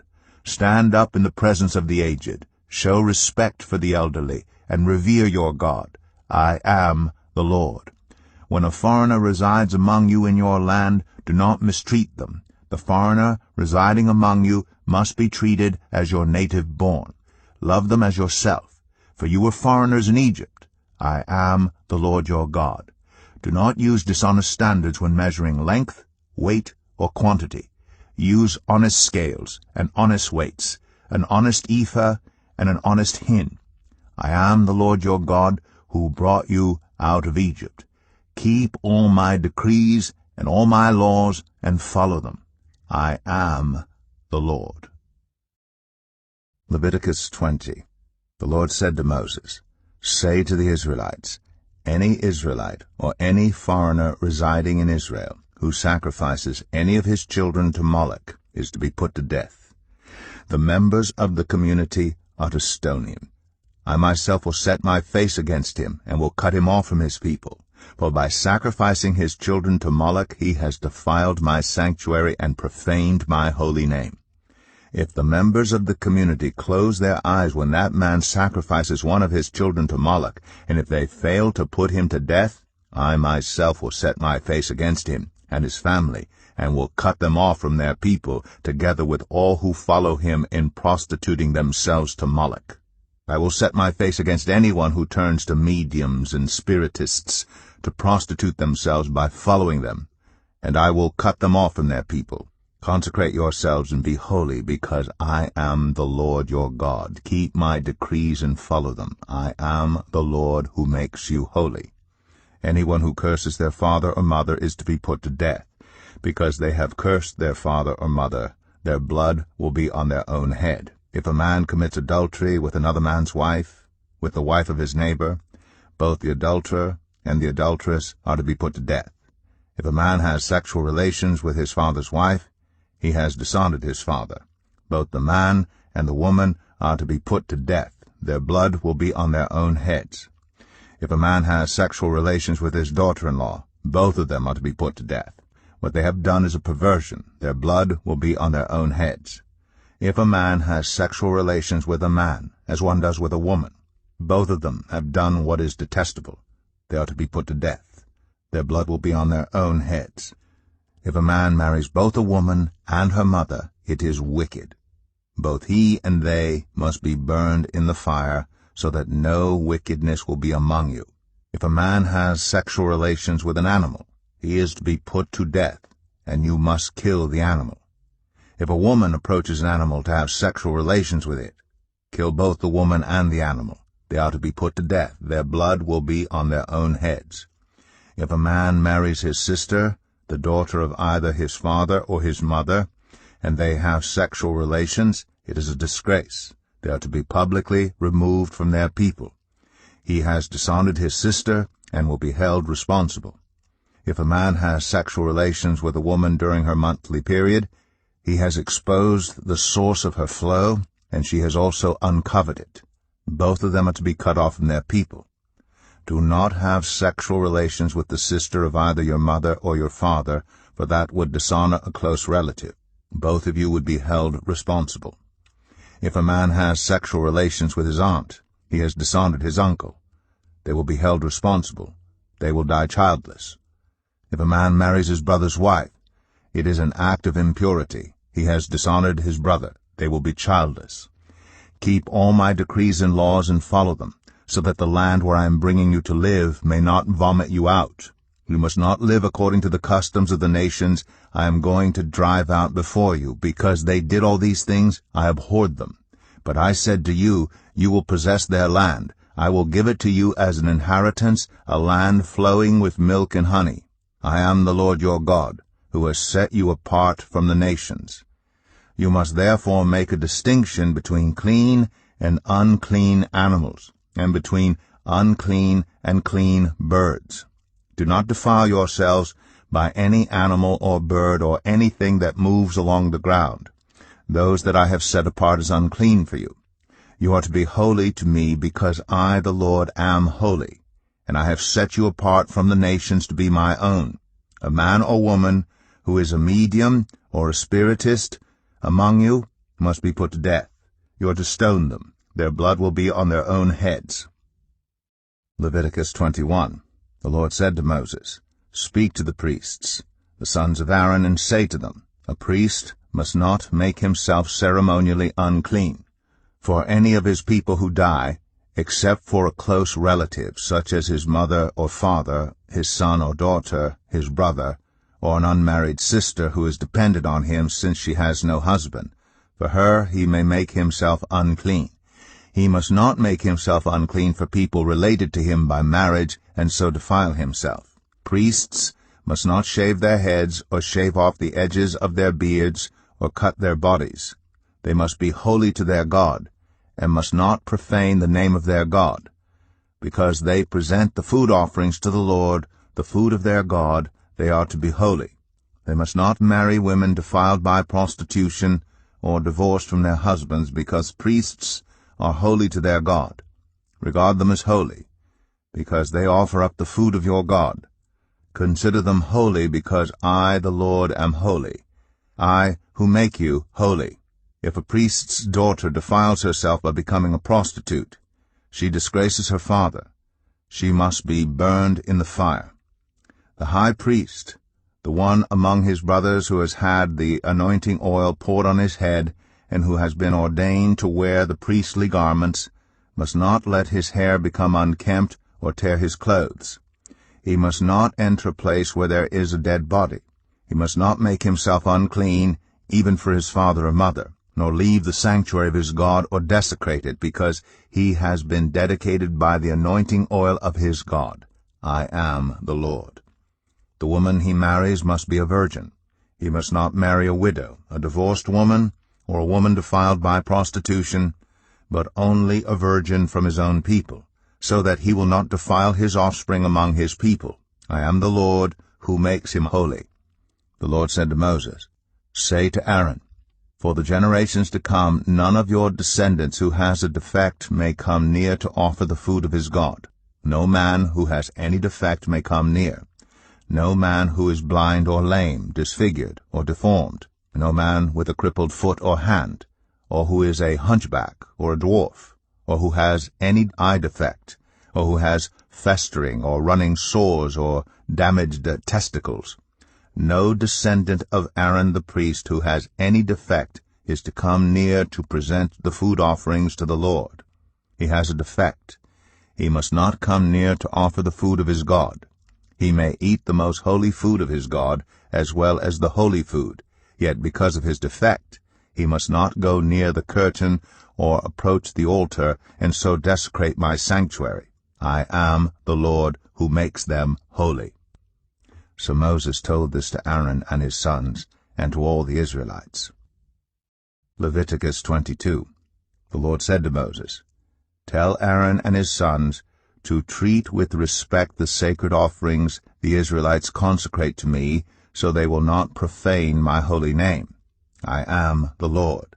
Say to them, For the generations to come, if any of your descendants is ceremonially unclean, and yet comes near the sacred offerings that the Israelites consecrate to the Lord, that person must be cut off from my presence. I am the Lord. If a descendant of Aaron has a defiling skin disease or a bodily discharge, he may not eat the sacred offerings until he is cleansed. He will also be unclean if he touches something defiled by a corpse, or by anyone who has an emission of semen, or if he touches any crawling thing that makes him unclean, or any person who makes him unclean, whatever the uncleanness may be. The one who touches any such thing will be unclean till evening. He must not eat any of the sacred offerings unless he has bathed himself with water. When the sun goes down, he will be clean, and after that he may eat the sacred offerings, for they are his food. He must not eat anything found dead or torn by wild animals, and so become unclean through it. I am the Lord. The priests are to perform my service in such a way that they do not become guilty and die, for treating it with contempt. I am the Lord who makes them holy. No one outside a priest's family may eat the sacred offerings, nor may the guest of a priest or his hired worker eat it. But if a priest buys a slave with money, or if slaves are born in his household, they may eat his food. If a priest's daughter marries anyone other than a priest, she may not eat any of the sacred contributions. But if a priest's daughter becomes a widow, or is divorced, yet has no children, and she returns to live in her father's household as in her youth, she may eat her father's food. No unauthorized person, however, may eat it. Anyone who eats a sacred offering by mistake must make restitution to the priest for the offering and add 1/5 of the value to it. The priests must not desecrate the sacred offerings the Israelites present to the Lord by allowing them to eat the sacred offerings and so bring upon them guilt requiring payment. I am the Lord who makes them holy. The Lord said to Moses, Speak to Aaron and his sons, and to all the Israelites, and say to them, If any of you, whether an Israelite or a foreigner residing in Israel, presents a gift for a burnt offering to the Lord, either to fulfill a vow or as a freewill offering, you must present a male without defect from the cattle, sheep, or goats in order that it may be accepted on your behalf. Do not bring anything with a defect, because it will not be accepted on your behalf. When anyone brings from the herd or flock a fellowship offering to the Lord to fulfill a special vow, or as a free will offering, it must be without defect or blemish to be acceptable. Do not offer to the Lord the blind, the injured, or the maimed, or anything with warts or festering or running sores. Do not place any of these on the altar as a food offering presented to the Lord. You may, however, present as a freewill offering an ox or a sheep that is deformed or stunted, but it will not be accepted in fulfillment of a vow. You must not offer to the Lord an animal whose testicles are bruised, crushed, torn, or cut. You must not do this in your own land, and you must not accept such animals from the hand of a foreigner and offer them as the food of your God. They will not be accepted on your behalf, because they are deformed and have defects. The Lord said to Moses, When a calf, a lamb, or a goat is born, it is to remain with its mother for 7 days. From the 8th day on, it will be acceptable as a food offering presented to the Lord. Do not slaughter a cow or a sheep and its young on the same day. When you sacrifice a thank offering to the Lord, sacrifice it in such a way that it will be accepted on your behalf. It must be eaten that same day. Leave none of it till morning. I am the Lord. Keep my commands and follow them. I am the Lord. Do not profane my holy name, for I must be acknowledged as holy by the Israelites. I am the Lord, who made you holy, and who brought you out of Egypt to be your God. I am the Lord. Leviticus 23. The Lord said to Moses, Speak to the Israelites, and say to them, These are my appointed festivals, the appointed festivals of the Lord, which you are to proclaim as sacred assemblies. There are 6 days when you may work, but the 7th day is a day of Sabbath rest, a day of sacred assembly. You are not to do any work. Wherever you live, it is a Sabbath to the Lord. These are the Lord's appointed festivals. The sacred assemblies you are to proclaim at their appointed times. The Lord's Passover begins at twilight on the 14th day of the 1st month. On the 15th day of that month, the Lord's festival of unleavened bread begins. For 7 days you must eat bread made without yeast. On the 1st day hold a sacred assembly, and do no regular work. For 7 days present a food offering to the Lord, and on the 7th day hold a sacred assembly, and do no regular work. The Lord said to Moses, Speak to the Israelites and say to them, When you enter the land I am going to give you, and you reap its harvest, bring to the priest a sheaf of the first grain you harvest. He is to wave the sheaf before the Lord, so it will be accepted on your behalf. The priest is to wave it on the day after the Sabbath. On the day you wave the sheaf, you must sacrifice as a burnt offering to the Lord a lamb a year old without defect, together with its grain offering of 2/10 of an ephah of the finest flour mixed with olive oil, a food offering presented to the Lord, a pleasing aroma, and its drink offering of 1/4 of a hin of wine. You must not eat any bread or roasted or new grain until the very day you bring this offering to your God. This is to be a lasting ordinance for the generations to come wherever you live. From the day after the Sabbath, the day you brought the sheaf of the wave offering, count off 7 full weeks. Count off 50 days up to the day after the 7th Sabbath, and then present an offering of new grain to the Lord. From wherever you live, bring 2 loaves made of 2/10 of an ephah of the finest flour, baked with yeast, as a wave offering of first fruits to the Lord. Present with this bread 7 male lambs, each a year old and without defect, 1 young bull and 2 rams. They will be a burnt offering to the Lord, together with their grain offerings and drink offerings, a food offering, an aroma pleasing to the Lord. Then sacrifice 1 male goat for a sin offering, and 2 lambs, each a year old, for a fellowship offering. The priest is to wave the 2 lambs before the Lord as a wave offering, together with the bread of the first fruits. They are a sacred offering to the Lord for the priest. On that same day you are to proclaim a sacred assembly and do no regular work. This is to be a lasting ordinance for the generations to come wherever you live. When you reap the harvest of your land, do not reap to the very edges of your field or gather the gleanings of your harvest. Leave them for the poor and for the foreigner residing among you. I am the Lord your God. The Lord said to Moses, Say to the Israelites, On the 1st day of the 7th month you are to have a day of Sabbath rest, a sacred assembly commemorated with trumpet blasts. Do no regular work, but present a food offering to the Lord. The Lord said to Moses, The 10th day of this 7th month is the day of atonement. Hold a sacred assembly and deny yourselves, and present a food offering to the Lord. Do not do any work on that day, because it is the day of atonement, when atonement is made for you before the Lord your God. Those who do not deny themselves on that day must be cut off from their people. I will destroy from among their people anyone who does any work on that day. You shall do no work at all. This is to be a lasting ordinance for the generations to come wherever you live. It is a day of Sabbath rest for you, and you must deny yourselves. From the evening of the 9th day of the month until the following evening you are to observe your Sabbath. The Lord said to Moses, Say to the Israelites, On the 15th day of the 7th month, the Lord's festival of tabernacles begins, and it lasts for 7 days. The first day is a sacred assembly. Do no regular work. For 7 days present food offerings to the Lord, and on the 8th day hold a sacred assembly, and present a food offering to the Lord. It is the closing special assembly. Do no regular work. These are the Lord's appointed festivals which you are to proclaim as sacred assemblies for bringing food offerings to the Lord, the burnt offerings and grain offerings, sacrifices and drink offerings required for each day.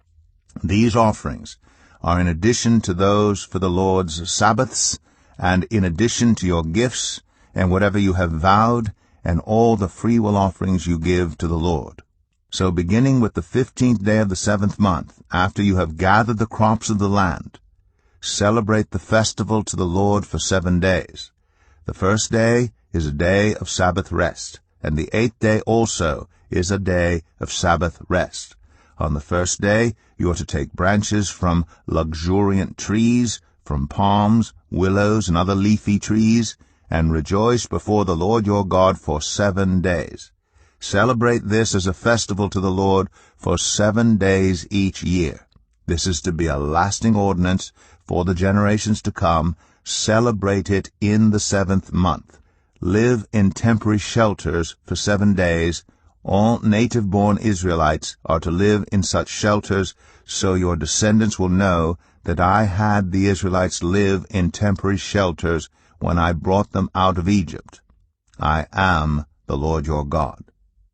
So Moses announced to the Israelites the appointed festivals of the Lord. Leviticus 24. The Lord said to Moses, Command the Israelites to bring you clear oil of pressed olives for the lights, so that the lamps may be kept burning continually. Outside the curtain that shields the ark of the covenant law in the tent of meeting, Aaron is to tend the lamps before the Lord from evening till morning continually. This is to be a lasting ordinance for the generations to come. The lamps on the pure gold lampstand before the Lord must be tended continually. Take the finest flour and bake 12 loaves of bread, using 2/10 of an ephah for each loaf. Arrange them in 2 stacks, 6 in each stack, on the table of pure gold before the Lord. By each stack put some pure incense as a memorial portion to represent the bread and to be a food offering presented to the Lord. This bread is to be set out before the Lord regularly, Sabbath after Sabbath, on behalf of the Israelites as a lasting covenant. It belongs to Aaron and his sons, who are to eat it in the sanctuary area, because it is a most holy part of their perpetual share of the food offerings presented to the Lord. Now the son of an Israelite mother and an Egyptian father went out among the Israelites, and a fight broke out in the camp between him and an Israelite. The son of the Israelite woman blasphemed the name with a curse, so they brought him to Moses. His mother's name was Shelemith, the daughter of Debri the Danite. They put him in custody until the will of the Lord should be made clear to them. Then the Lord said to Moses, "Take the blasphemer outside the camp. All those who heard him are to lay their hands on his head, and the entire assembly is to stone him. Say to the Israelites, anyone who curses their God will be held responsible. Anyone who blasphemes the name of the Lord is to be put to death. The entire assembly must stone them. Whether foreigner or native-born, when they blaspheme the name, they are to be put to death. Anyone who takes the life of a human being is to be put to death. Anyone who takes the life of someone's animal must make restitution, life for life. Anyone who injures their neighbor is to be injured in the same manner, fracture for fracture, eye for eye, tooth for tooth. The one who has inflicted the injury must suffer the same injury. Whoever kills an animal must make restitution, but whoever kills a human being is to be put to death. You are to have the same law for the foreigner and the native-born. I am the Lord your God." Then Moses spoke to the Israelites, and they took the blasphemer outside the camp and stoned him. The Israelites did as the Lord commanded Moses. Leviticus 25. The Lord said to Moses at Mount Sinai, "Speak to the Israelites, and say to them, when you enter the land I am going to give you, the land itself must observe a Sabbath to the Lord. For 6 years sow your fields, and for 6 years prune your vineyards and gather their crops. But in the 7th year the land is to have a year of Sabbath rest, a Sabbath to the Lord. Do not sow your fields or prune your vineyards. Do not reap what grows of itself or harvest the grapes of your untended vines. The land is to have a year of rest. Whatever the land yields during the Sabbath year will be food for you, for yourself, your male and female servants, and the hired worker and temporary resident who live among you, as well as for your livestock and the wild animals in your land. Whatever the land produces may be eaten. Count off 7 Sabbath years, 7 times 7 years, so that the 7 Sabbath years amount to a period of 49 years. Then have the trumpets sounded everywhere on the 10th day of the 7th month. On the Day of Atonement, sound the trumpet throughout your land. Consecrate the 50th year, and proclaim liberty throughout the land to all its inhabitants. It shall be a jubilee for you. Each of you is to return to your family property and to your own clan. The 50th year shall be a jubilee for you. Do not sow, and do not reap what grows of itself, or harvest the untended vines. For it is a jubilee, and is to be holy for you. Eat only what is taken directly from the fields. In this year of jubilee every one is to return to their own property. If you sell land to any of your own people, or buy land from them, do not take advantage of each other. You are to buy from your own people on the basis of the number of years since the Jubilee, and they are to sell to you on the basis of the number of years left for harvesting crops. When the years are many, you are to increase the price, and when the years are few, you are to decrease the price, because what is really being sold to you is the number of crops. Do not take advantage of each other, but fear your God. I am the Lord your God. Follow my decrees, and be careful to obey my laws, and you will live safely in the land. Then the land will yield its fruit, and you will eat your fill and live there in safety. You may ask, what will we eat in the 7th year if we do not plant or harvest our crops? I will send you such a blessing in the 6th year that the land will yield enough for 3 years. While you plant during the 8th year, you will eat from the old crop and will continue to eat from it until the harvest of the 9th year comes in. The land must not be sold permanently, because the land is mine, and you reside in my land as foreigners and strangers. Throughout the land that you hold as a possession, you must provide for the redemption of the land. if one of your fellow Israelites becomes poor and sells some of their property, their nearest relative is to come and redeem what they have sold. If, however, there is no one to redeem it for them, but later on they prosper and acquire sufficient means to redeem it themselves, they are to determine the value for the years since they sold it and refund the balance to the one to whom they sold it. They can then go back to their own property. But if they do not acquire the means to repay, what was sold will remain in the possession of the buyer until the year of Jubilee. It will be returned in the Jubilee, and they can then go back to their property. Anyone who sells a house in a walled city retains the right of redemption a full year after its sale. During that time the seller may redeem it. If it is not redeemed before a full year has passed, the house in the walled city shall belong permanently to the buyer and the buyer's descendants. It is not to be returned in the Jubilee. But houses in villages without walls around them are to be considered as belonging to the open country. They can be redeemed, and they are to be returned in the Jubilee. The Levites always have the right to redeem their houses in the Levitical towns which they possess. So the property of the Levites is redeemable, that is, a house sold in any town they hold, and is to be returned in the Jubilee, because the houses in the towns of the Levites are their property among the Israelites. But the pasture land belonging to their towns must not be sold. It is their permanent possession. If any of our fellow Israelites become poor, and are unable to support themselves among you, help them as you would a foreigner and stranger, so they can continue to live among you. Do not take interest or any profit from them, but fear your God, so that they may continue to live among you.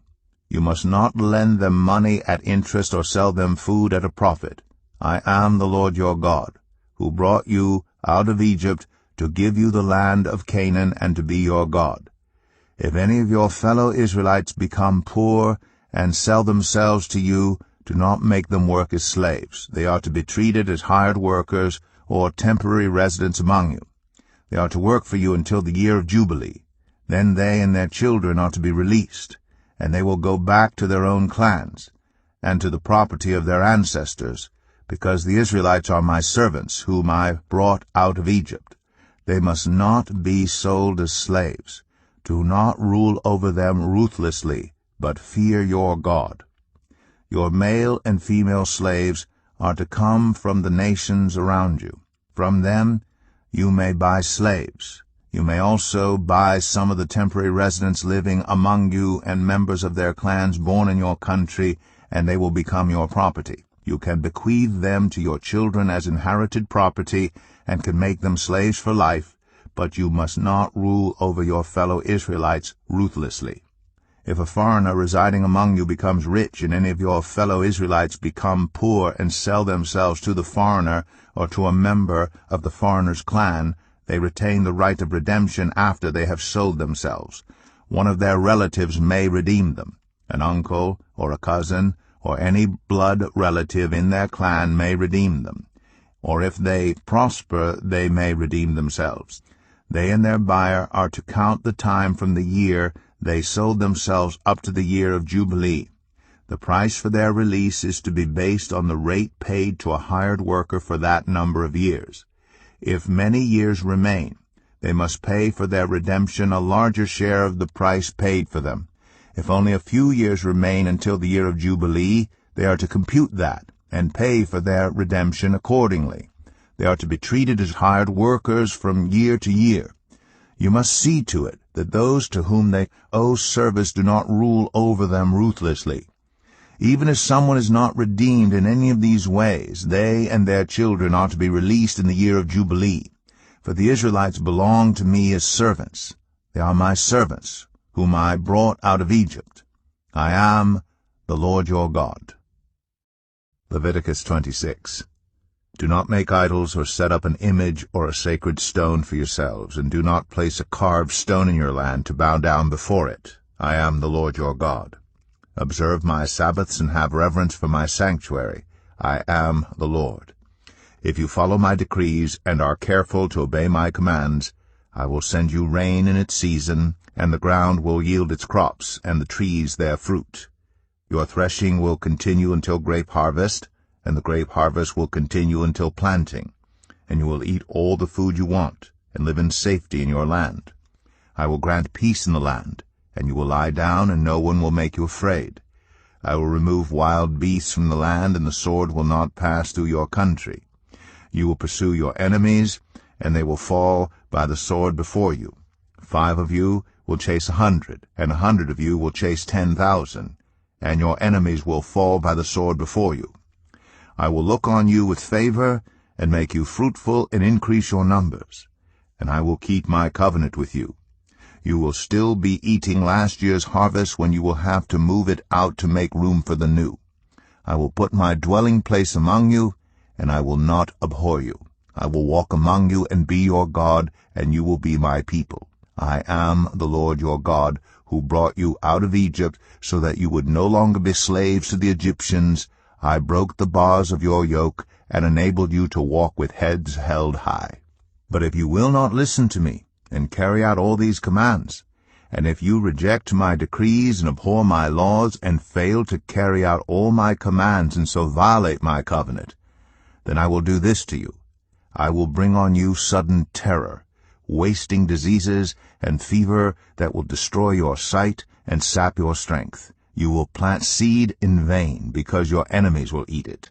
I will set my face against you, so that you will be defeated by your enemies. Those who hate you will rule over you, and you will flee even when no one is pursuing you. If after all this you will not listen to me, I will punish you for your sins 7 times over. I will break down your stubborn pride, and make the sky above you like iron, and the ground beneath you like bronze. Your strength will be spent in vain, because your soil will not yield its crops, nor will the trees of your land yield their fruit. If you remain hostile toward me, and refuse to listen to me, I will multiply your afflictions 7 times over, as your sins deserve. I will send wild animals against you, and they will rob you of your children, destroy your cattle, and make you so few in number that your roads will be deserted. If in spite of these things you do not accept my correction, but continue to be hostile toward me, I myself will be hostile toward you, and will afflict you for your sins 7 times over. And I will bring the sword on you to avenge the breaking of the covenant. When you withdraw into your cities, I will send a plague among you, and you will be given into enemy hands. When I cut off your supply of bread, 10 women will be able to bake your bread in 1 oven, and they will dole out the bread by weight. You will eat, but you will not be satisfied. If in spite of this you still do not listen to me, but continue to be hostile toward me, then in my anger I will be hostile toward you, and I myself will punish you for your sins 7 times over. You will eat the flesh of your sons and the flesh of your daughters. I will destroy your high places, cut down your incense altars, and pile your dead bodies on the lifeless forms of your idols, and I will abhor you. I will turn your cities into ruins and lay waste your sanctuaries, and I will take no delight in the pleasing aroma of your offerings. I myself will lay waste the land, so that your enemies who live there will be appalled. I will scatter you among the nations, and will draw out my sword and pursue you. Your land will be laid waste, and your cities will lie in ruins. Then the land will enjoy its Sabbath years all the time that it lies desolate, and you are in the country of your enemies. Then the land will rest and enjoy its Sabbaths. All the time that it lies desolate, the land will have the rest it did not have during the Sabbaths you lived in it. As for those of you who are left, I will make their hearts so fearful in the lands of their enemies that the sound of a wind-blown leaf will put them to flight. They will run as though fleeing from the sword, and they will fall even though no one is pursuing them. They will stumble over one another as though fleeing from the sword, even though no one is pursuing them. So you will not be able to stand before your enemies. You will perish among the nations. The land of your enemies will devour you. Those of you who are left will waste away in the lands of their enemies because of their sins. Also because of their ancestors' sins they will waste away. But if they will confess their sins and the sins of their ancestors, their unfaithfulness and their hostility toward me, which made me hostile toward them so that I sent them into the land of their enemies, then when their uncircumcised hearts are humbled, and they pay for their sin, I will remember my covenant with Jacob, and my covenant with Isaac, and my covenant with Abraham, and I will remember the land. For the land will be deserted by them, and will enjoy its Sabbaths while it lies desolate without them. They will pay for their sins because they rejected my laws and abhorred my decrees. Yet in spite of this, when they are in the land of their enemies, I will not reject them or abhor them so as to destroy them completely, breaking my covenant with them. I am the Lord their God.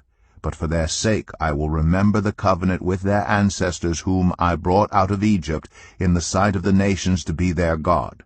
I am the Lord.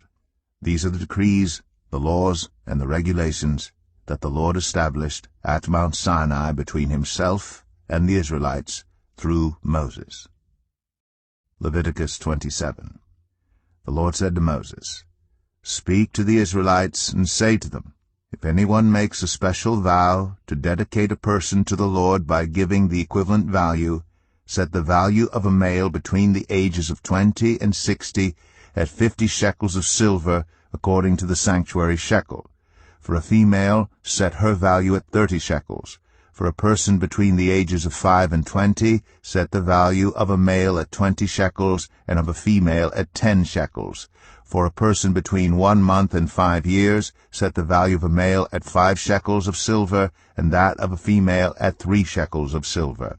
For a person 60 years old or more, set the value of a male at 15 shekels, and of a female at 10 shekels. If anyone making the vow is too poor to pay the specified amount, the person being dedicated is to be presented to the priest, who will set the value according to what the one making the vow can afford. If what they vowed is an animal that is acceptable as an offering to the Lord, such an animal given to the Lord becomes holy. They must not exchange it or substitute a good one for a bad one, or a bad one for a good one. If they should substitute one animal for another, both it and the substitute become holy. If what they vowed is a ceremonially unclean animal, one that is not acceptable as an offering to the Lord, the animal must be presented to the priest, who will judge its quality as good or bad. Whatever value the priest then sets, that is what it will be. If the owner wishes to redeem the animal, a fifth must be added to its value. If anyone dedicates their house as something holy to the Lord, the priest will judge its quality as good or bad. Whatever value the priest then sets, so it will remain. If the one who dedicates their house wishes to redeem it, they must add a fifth to its value, and the house will again become theirs. If anyone dedicates to the Lord part of their family land, its value is to be set according to the amount of seed required for it, 50 shekels of silver to a homer of barley seed. If they dedicate a field during the year of Jubilee, the value that has been set remains. But if they dedicate a field after the Jubilee, the priest will determine the value according to the number of years that remain until the next year of Jubilee, and its set value will be reduced.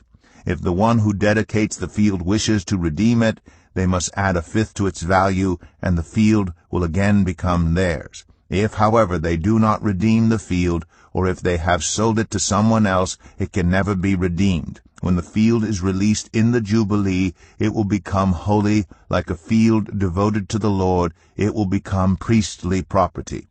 If anyone dedicates to the Lord a field they have bought, which is not part of their family land, the priest will determine its value up to the year of Jubilee, and the owner must pay its value on that day as something holy to the Lord. In the year of Jubilee the field will revert to the person from whom it was bought, the one whose land it was. Every value is to be set according to the sanctuary shekel, 20 gerahs to the shekel. No one, however, may dedicate the firstborn of an animal, since the firstborn already belongs to the Lord. Whether an ox or a sheep, it is the Lord's. If it is one of the unclean animals, it may be bought back at its set value, adding a fifth of the value to it. If it is not redeemed, it is to be sold at its set value. But nothing that a person owns and devotes to the Lord, whether a human being or an animal or family land, may be sold or redeemed. Everything so devoted is most holy to the Lord. No person devoted to destruction may be ransomed. They are to be put to death. a tithe of everything from the land, whether grain from the soil or fruit from the trees, belongs to the Lord. It is holy to the Lord. Whoever would redeem any of their tithe must add a fifth of the value to it. Every tithe of the herd and flock, every 10th animal that passes under the shepherd's rod, will be holy to the Lord. No one may pick out the good from the bad or make any substitution. If anyone does make a substitution, both the animal and its substitute become holy and cannot be redeemed. These are the commands the Lord gave Moses at Mount Sinai for the Israelites.